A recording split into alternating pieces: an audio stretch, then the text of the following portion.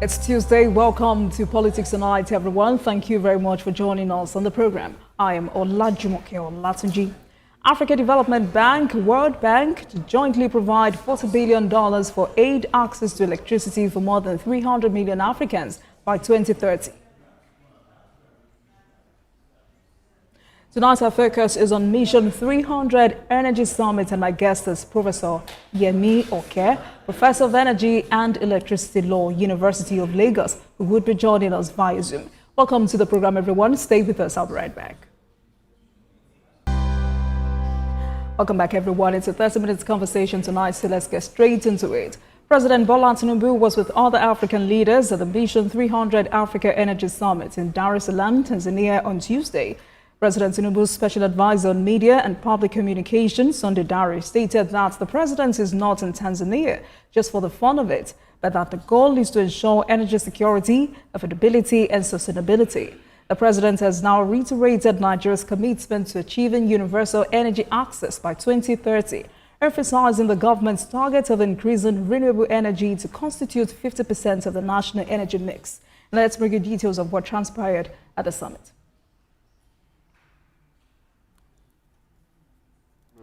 Remains without electricity, but these may soon change if African leaders follow through with the compact they have signed to deliver electricity to the deprived population. The Africa Development Bank is leading this charge and carrying along other development partners to finance this idea into action to accelerate the energy access. We were joined by the African Union, Commission, several global partners, including the Rockefeller Foundation, the Sustainable Energy for All of the United Nations, the Global Energy Alliance for People and Planet. This progress means that more boys and girls in remote areas can now study in well-lit classrooms. Health workers can deliver life-saving services to off-grid populations.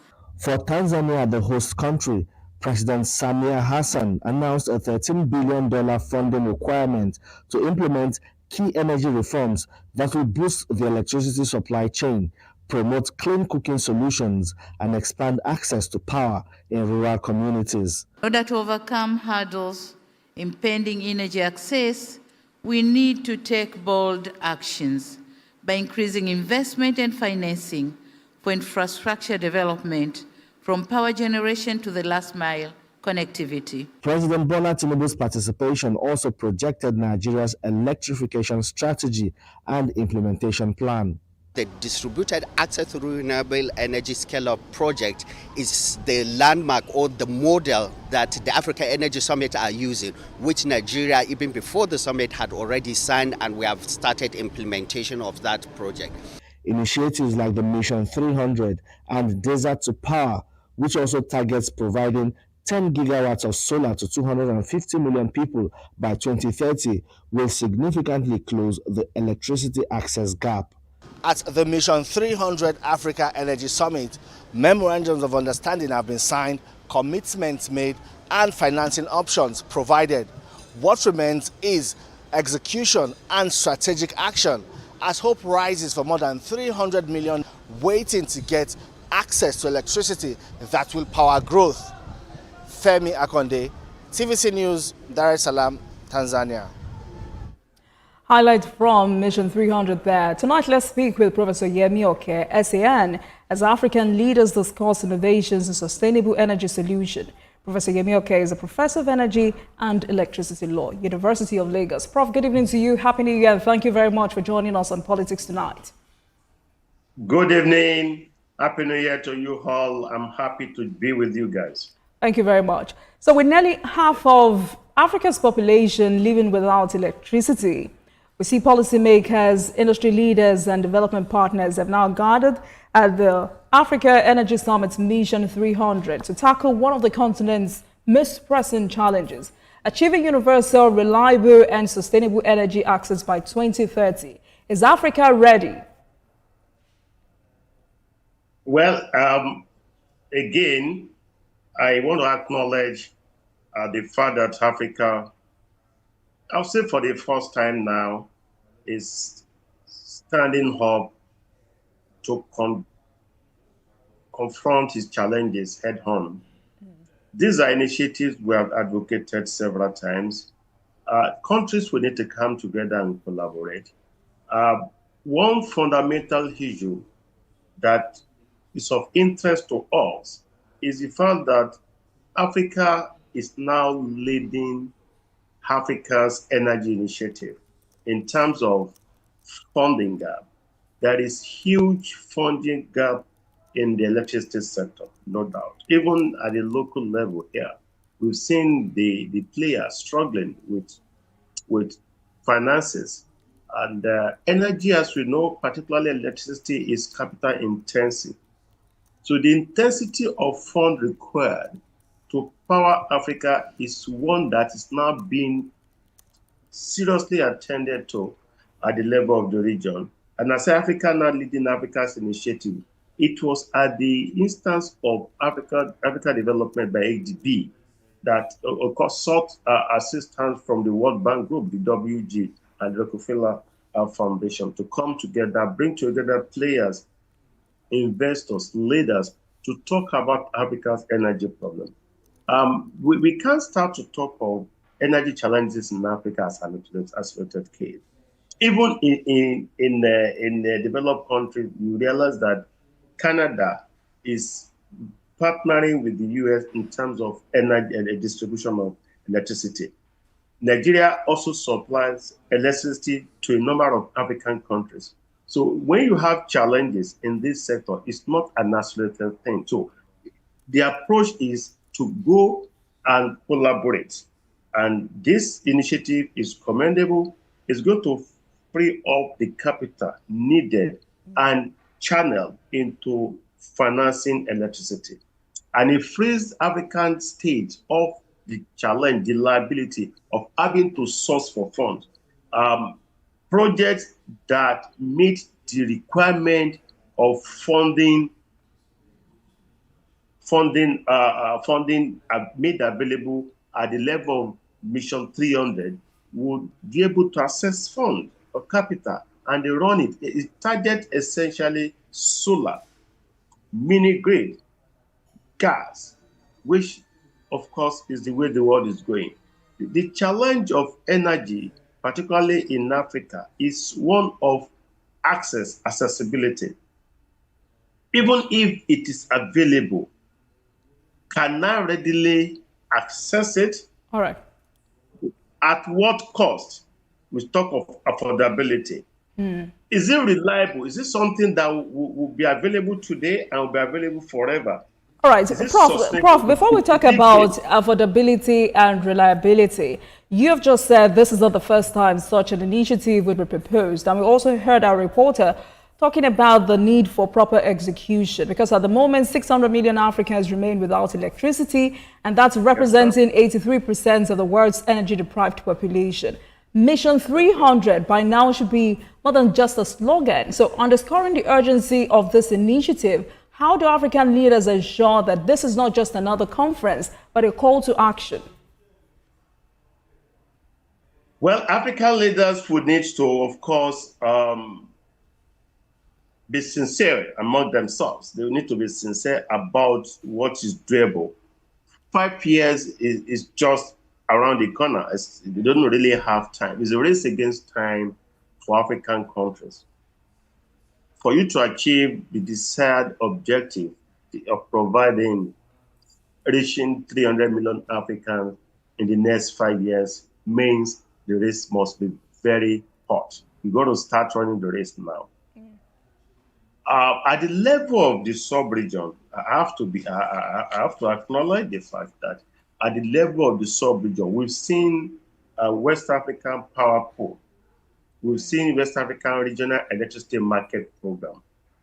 Maybe the continent will also further dovetail the program, the objective, the 300, the Mission 300 at the level of the sub-region, maybe West Africa, East Africa, and the rest. I'm not sure what the approach will be. Maybe it's going to be centralized at the level of African countries. Prof, are you there? I'm here. All right. So let's bring it home, Prof. What should be our major takeaway from this summit? For Nigeria, it's good news. Okay. For Nigeria, it's a sharing news because we've been having serious challenges in terms of funding. At the level where we advocated for decentralization, now decentralization is here. We've had some states requesting the NRC for a kind of autonomy to be able to regulate their electricity market. Then we know a lot of the states are challenged in terms of access to funding. And we're not expecting states to dig their hands into their budgetary allocation or internally generated revenue to fund the power sector. So we expect states to be prudent, to be transparent, to be business-minded in attracting foreign direct investment in their respective power sector. And this is one huge opportunity that will enable states to start to engage serious-minded players and consultants and experts to be able to package appropriate proposals to of course, attract or assess the $4 billion project at the level of Mission 300 Power Initiative, which is the way to go, actually. So, we don't really have, states will not have excuses in terms of inability to access funds. The pool of the resources is not there. It's not for states to put themselves together, politics apart, time for serious-minded approach to governance, particularly energy and electricity. The terms are there. The MOU has been signed.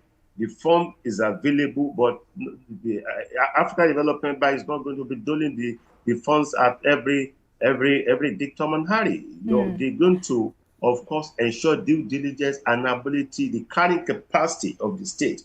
A state that is responsible, a state that is efficiently run, a state that honors its contractual obligation will surely be able to attract the kind of investment in the power sector. And they're going to also be able to assess the pool of funding at the level of Mission 300.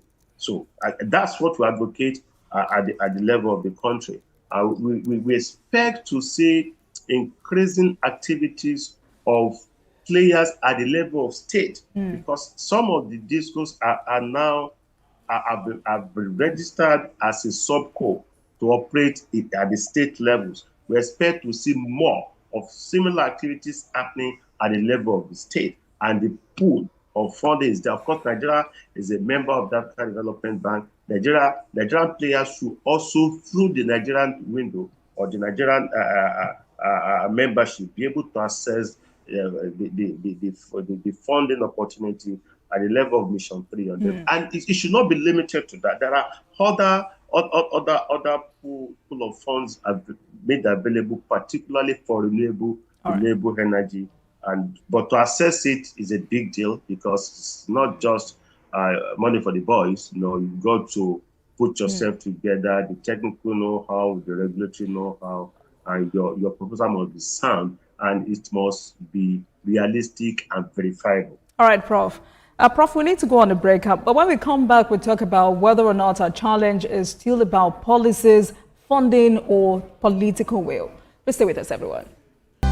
Ikenga Imo birthday.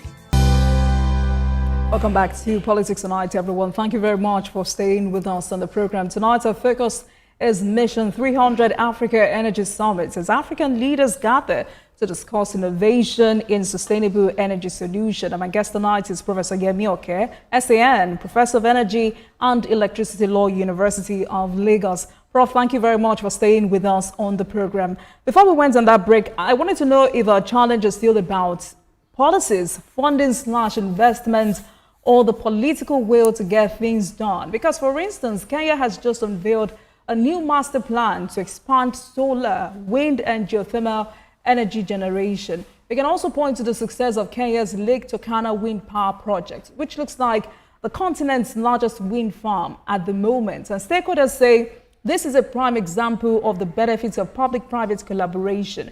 In the case of Nigeria, the conversation around embracing clean energy technologies and innovation didn't start today. But how important is it that the necessary quarters understand that we cannot rely on old solutions for new challenges?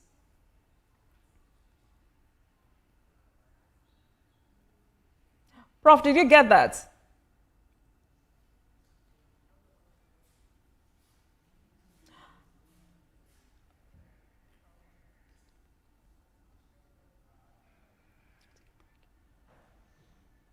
Prof, are you there?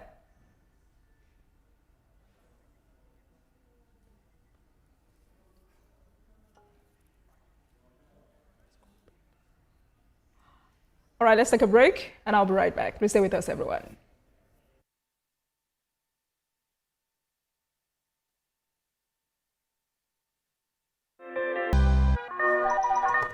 Hello, TVC Communications. How can I help?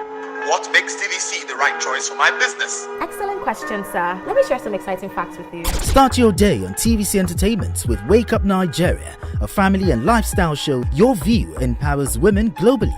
It's your view, let it count. Entertainment Splash delivers the hottest celebrity trends. On TVC News, we keep you informed with breaking news and in-depth analysis of events shaping the world. I will continue to speak the truth. TVC News at 7 and TVC News at 10 p.m. delivers the most important stories of the day. Max FM, your hit music radio station, captivates listeners daily across Lagos and Abuja, making every commute more enjoyable. Adaba 88.9 FM is not left out, as it is the voice of Southwest. And on TVC Digital, we reach to million viewers daily. All together, pulls in over 17 million viewers daily. Contact us on 0707 272 8338 or marketing at tvccommunications.tv. Partner with TVC Communications today. Let's grow together.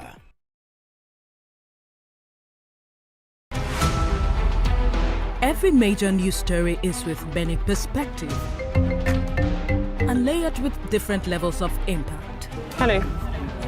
What time did this happen? We will be right there.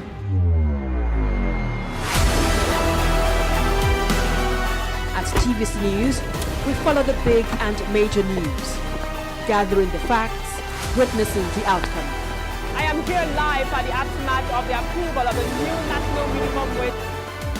We are TV Station of the Year, not just for breaking news, but for being first, fair and accurate. TVC News, first with breaking news. Doubt and fear doesn't occur at the canvas, it shows in the canvas. It shows the conation of raw earthen material slabbed, stroked and molded at a pace provided by the doubt and fear. Every move weigh in the struggle of one to the other, merging the past to the present, brushstrokes of colors seen but not known. For when the wailing stops, the pieces settle down in abject beauty erected for a century of a century. Speaking, advocating, protesting as the arts are meant to be. Welcome back to Politics Tonight, everyone. Thank you so much for staying with us. I still have Professor of Energy and Electricity Law, University of Lagos, Professor Yemi Oke, SEN, with me on the program. Prof, before we lost connection with you, I wanted to know if our challenges in about policies, funding/investment, or the political will to get things done. And I made reference to Kenya, a country that has just unveiled a new master plan to expand solar, wind and geothermal energy generation. And we can also point to the success of Kenya's Lake Turkana wind power project, which looks like the continent's largest wind farm. Stakeholders like yourself have said this is a prime example of the benefits of public-private collaboration. But in the case of Nigeria, the conversation around embracing clean energy technologies and innovation didn't start today. How important is it that we understand that we cannot rely on old solutions for new challenges? You are right. Our challenge, I won't say problem or problems. All nations are challenged, no doubt, but Nigeria, we have challenges, and those are challenges that are surmountable. Talking policy. We've had series of policy somersaults. We need to have consistency in the policy environment. If you roll out a policy today, you expect investors and players to start to respond to the policy. Midway into your policy structure or duration, you are changing the goalposts when certain crucial goals are about to be scored. No investor is going to take it to be a serious country.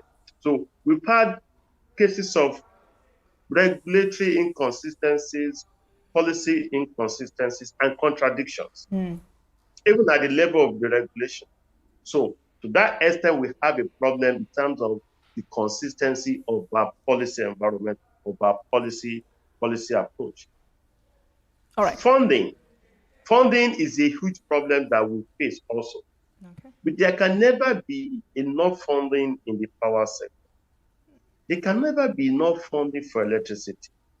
Electricity is something that you can amass or generate from virtually everything. You mentioned wind farm. The solar farm in some countries. We have biomass, we have hydro, we have debushing technologies, we have so many alternatives and options, including hydro. Hydro is a renewable energy. For those who don't know, if you have a good flow, you can generate electricity from hydro because it's replenishable, it's renewable. So, and people are having stimulated waterfalls, stimulated hydro.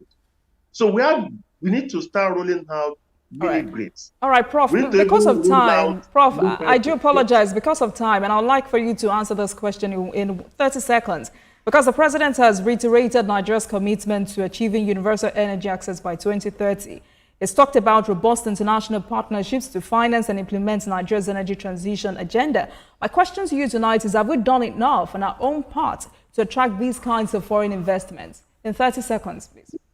We've started doing reasonably well now from the regime of Bola Ahmed Tinubu, and I must say that the moment the government came on board, what we witnessed was the sign of the Electricity Act that decentralizes the framework, and we've seen some strategic policy direction that the government is going. And so that, for me, if you sustain the tempo, in 5 years, we should achieve those objectives. Because we didn't really start serious up until now, but with the current administration, maybe because of his disposition, then as a governor and as an energy player before, but then we have seen the benefits of that because it's a totally new policy direction. We can see the discourse now getting the state regulatory framework being rolled out. I would just need to sustain that tempo. With that, we should get there. All right. Thank you, Prof. I'm sure we'd have. All right. I'm sure we'll continue this conversation some other day. Thank you so much for joining us on the program tonight. Professor Yemi Oke, SAN, Professor of Energy and Electricity Law, University of Lagos. Thank you so much for your time tonight. Thank you. Thanks for having me another day. Right.